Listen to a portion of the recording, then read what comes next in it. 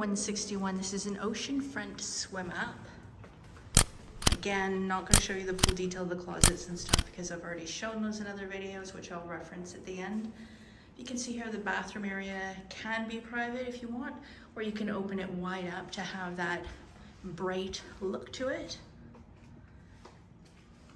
And you'll notice on all my videos, most of the rooms have a king bed. There are very few rooms at this property with 2 beds, but there are some. They are in the basic lead-in category and the tropical view. So, oh, and here, look at that. You can see the menu. So this is room service. Holy smokes. There's a whole lot going on there. And this is the view. So the difference with this is that it's a shared pool as opposed to the private plunge pool.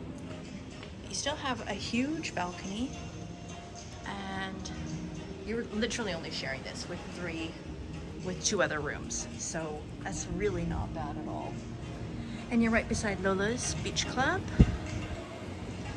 and you're overlooking that amazing beach. Absolutely stunning. It's just rained, so it's a little bit darker than it would be on a bright sunny day, but wow, very lovely. There you go. Oceanfront swim up.